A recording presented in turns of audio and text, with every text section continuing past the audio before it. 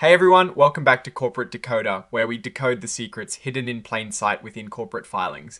And today's report from Pyxis Oncology Incorporated is a real doozy, especially when it comes to leadership shakeups. Stick around because we're about to get into what this really means. So, what is this document we're looking at today? It is a Form 8, which is basically a company's way of telling the public about big important things that are happening right away. Think of it as an urgent announcement. The date here is the 6th of February 2026, and the earliest event reported is also February of 2026. This filing is from Pyxis Oncology Incorporated. Now, Pyxis Oncology is a biopharmaceutical company, and they're focused on developing cancer treatments.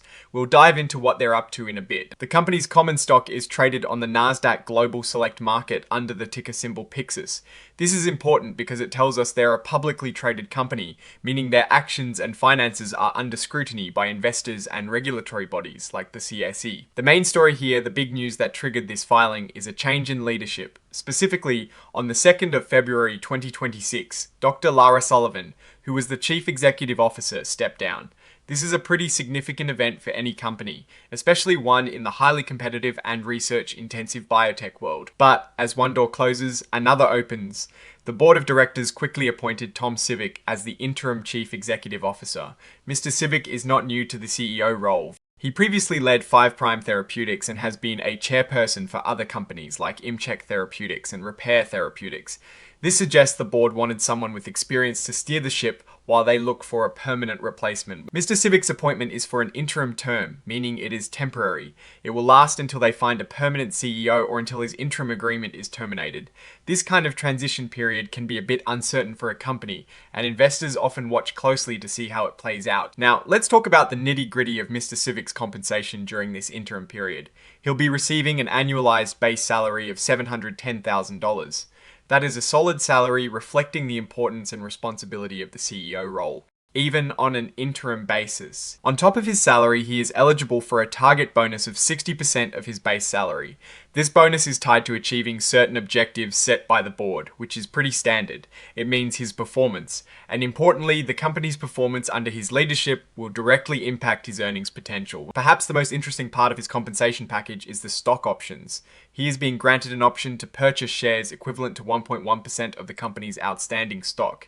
This is a significant stake, and it is designed to align his interests with those of the shareholders. The idea is that if he helps the company grow and its stock price increases, he benefits. This option vests over 12 months, meaning he earns a portion of it each month he serves as interim CEO. There is also another potential stock grant, a top-up grant, representing an additional 0.4% of the company's outstanding stock.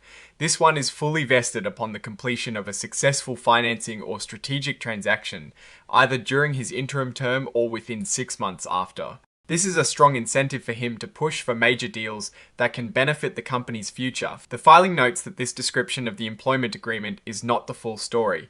The complete details will be in the company's annual report. This is common practice, providing the key highlights in the 8K and the full legal text later. Moving on, we have item 7.01, which is about Regulation FD disclosure. Regulation FD, or fair disclosure, is a rule that ensures all investors get the same material information at the same time. Companies can't just share important news with a select few. In this case, the company issued a press release on the 3rd of February 2026 to announce these leadership changes. This press release is included as an exhibit with this filing, essentially providing the public announcement to accompany the formal regulatory notification. And here it is, Exhibit 99.1. The press release dated the 6th of February 2026. It reiterates the information about Dr. Sullivan's departure and Mr. Civic's appointment. It is important for companies to communicate these major changes clearly and promptly. Finally, we have item 9.01, which lists the exhibits filed with the report. We've already mentioned Exhibit 99.1, the press release. There is also a cover page interactive data file, which is standard for SEC filings now, making the data machine readable. Now let's step back and look at what all of this means for Pyxis Oncology. This isn't a financial report, so we don't have detailed numbers about revenue, profits, or losses. However, a major CEO departure and the appointment of an interim leader is a significant event that can signal internal challenges or a strategic shift. The fact that they have an experienced interim CEO like Tom Civic suggests they are trying to maintain stability. His background in leading biotech firms is a plus.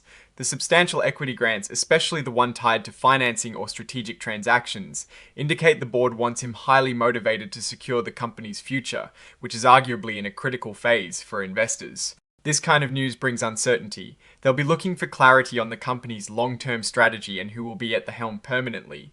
The focus for Pyxis Oncology will likely be on advancing its pipeline of cancer therapies. The success of these therapies will ultimately determine the company's trajectory. What are your thoughts on this leadership change at Pyxis Oncology? Does the interim CEO's background give you confidence, or does it raise more questions? Let me know your take in the comments below. If you found this breakdown helpful, please give it a thumbs up and subscribe to Corporate Decoder for more dives into the world of corporate filings. And don't forget to join our Discord community, linked in the description for more in-depth discussions. Thanks for watching, and I'll see you in the next one.